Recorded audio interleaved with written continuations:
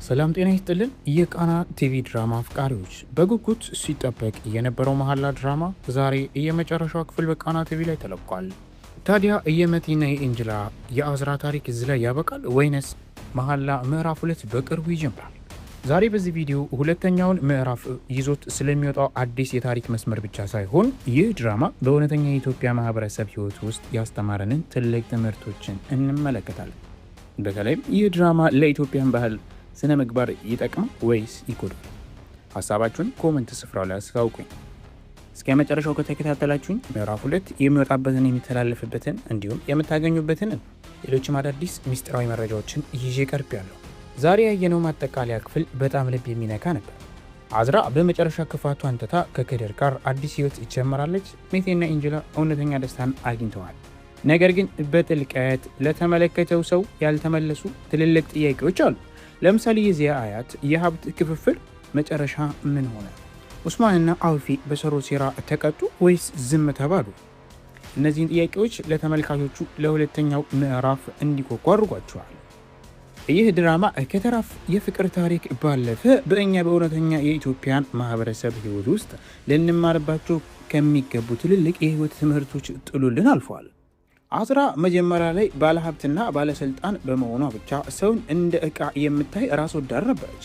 በእኛ ሀገር በገንዘብና በስልጣን ምክንያት ሰውን የሚንቁ ሰዎች እናያለን።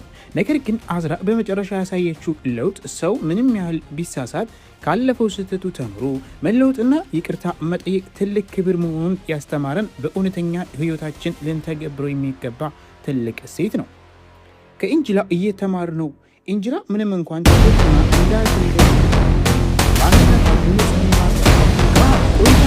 በሀገራችን ማህበራዊ ጫና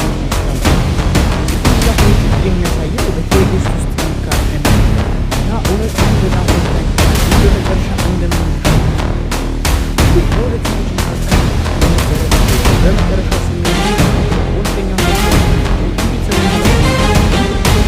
ለወጣቶች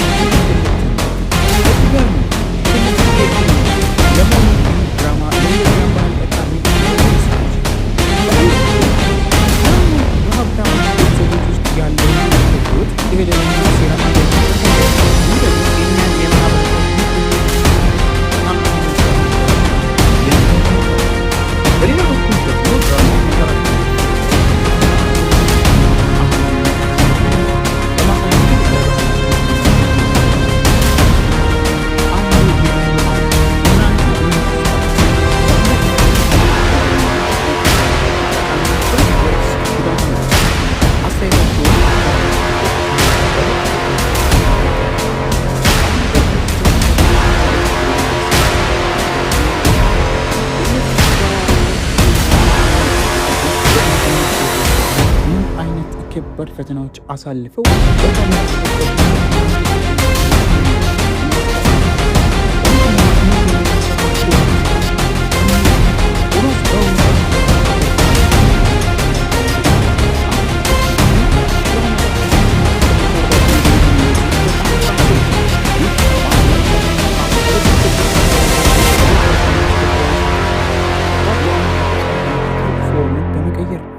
በትዳር ህይወቱም የአንድ ልጅ አባት ሲሆን ከቀድሞ ሚስቱ ጋር ከተፋታ በኋላ ህይወቱን ሙሉ በሙሉ ለስራውና ለልጁ የሰጠ ጠንካራ ሰው ነው።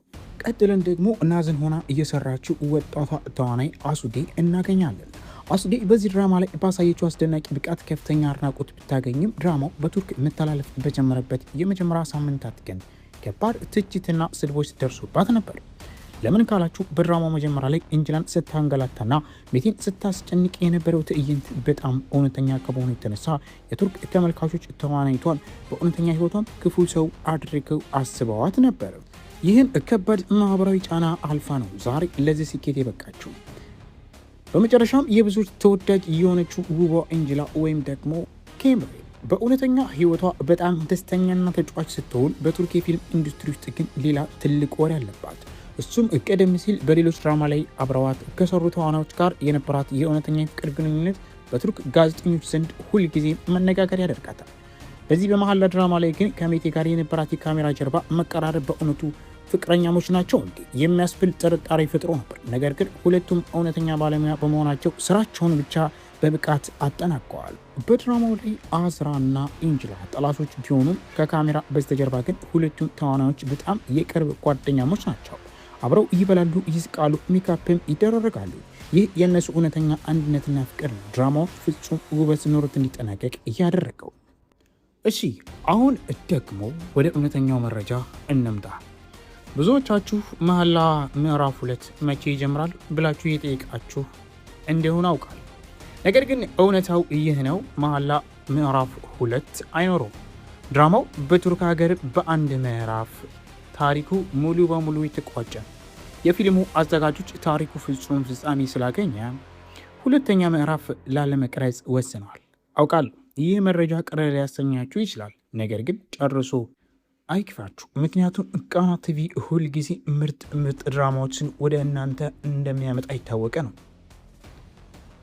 እዚህ ላይ ቃና ቲቪ በጣም ልናመሰግነው ይገባል። ባለፉት ዓመታት ልባችንን እየሰረቁ በቤተሰብ እንድንሰበሰብ እያደረጉና ስሜታችንን እየነኩ ስፍር ቁጥር የሌላቸውን ምርጥ ተከታታይ ድራማዎች አቅርቦልናል።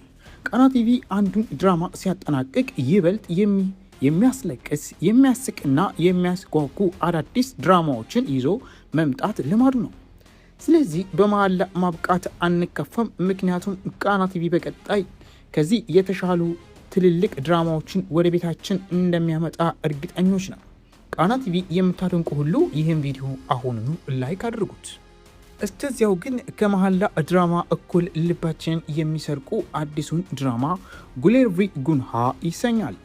በጣም የሚገርም ነገር ቢኖር በዚህ ድራማ ላይ ዋና ባለታሪክ በመሐላ ላይ ኢንጅላ ሆና የሰራችው ውቧ ጀምሪ ባይሰል ናት። ታሪኩ ልክ እንደ መሐላ ሁሉ በከፍተኛ የሀብታም ቤተሰቦች ሽኩታ፣ በሚስጥርና በትልቅ የፍቅር ትሪያንግል የተሞላ ነው። ከተዋናዩ ሙራት ይልዲዝ ጋር በመሆን የሰሩት ይህ ድራማ በአሁኑ ሰዓት በዓለም አቀፍ ደረጃ በከፍተኛ ሁኔታ እየታየ ይገኛል። መሐላን የወደደ ሰው ይህን ድራማ ካላየ ትልቅ ነገር አምልጦታል። እንግዲህ መሐላ ፍጹም በሆነ ደስታ አብቅቷል። ስለ ባህላችን ያነሳሁትን ጥያቄዎች እንዳትረሱ። ይህ ድራማ ለኢትዮጵያውያን ባህል ጠቃሚ ነው ወይስ ጎጂ? ያላችሁን ሀሳብ ኮሜንት ላይ ይጻፉ። እያንዳንዱ እያነበብኩ እመልሳለሁ። ቪዲዮውን ላይክ በማድረግ ለሌሎች አካፉ። ለቻናላችን አዲስ ከሆናችሁ ሰብስክራይብ በማድረግ ቤተሰብ ይሁኑ። በቀጣይ ቪዲዮ እስከምንገናኝ ቻው።